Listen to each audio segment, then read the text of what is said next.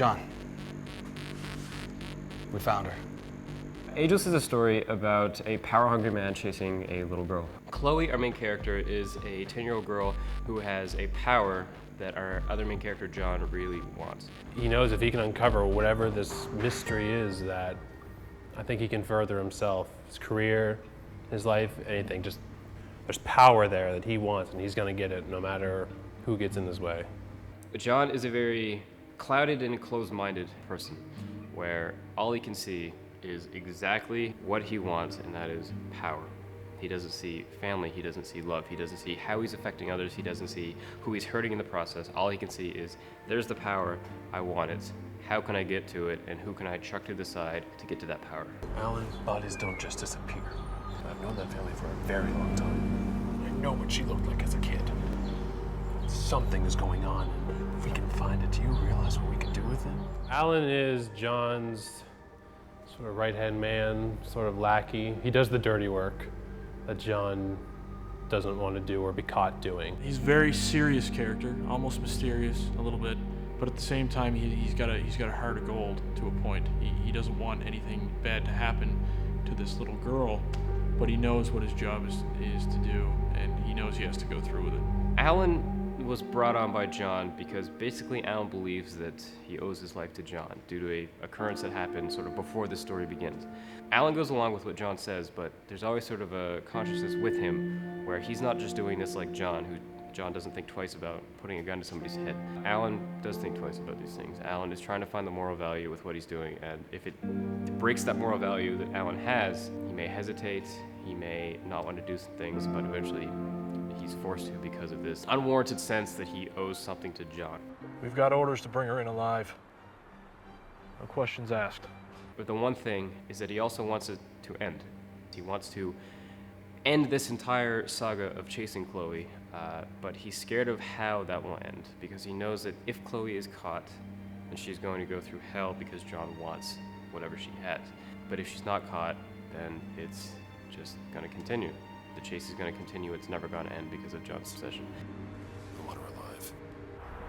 We're on our way.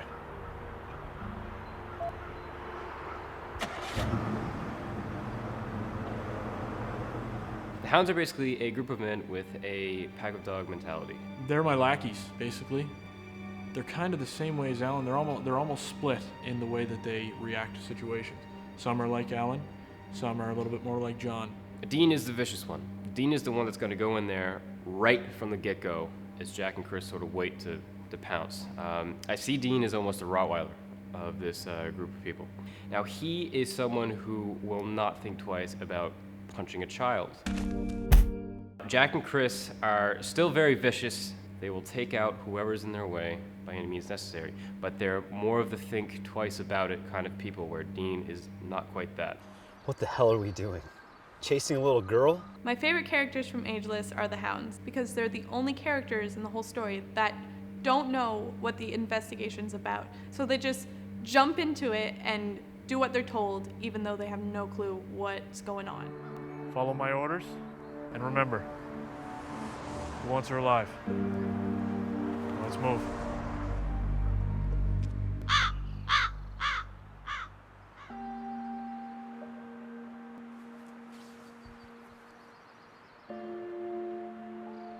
So Chloe is a very innocent little girl. She's 10 years old, and she's caught up in a very power-hungry world. Now, Chloe is caught up with the other characters in that John wants Chloe's power, her secret. He doesn't know what it is, but he wants it because he knows whatever it is, he can just gain political power from it. Now, what Chloe's side of this is that she's not in the film to really fight back. She's not really sticking it to the man. That's not her motivation. What her motivation is that she just wants this to stop. But also, Chloe's backstory is very devastating. She was in a broken home, so the mother was trying to fend for herself while the father was very abusive.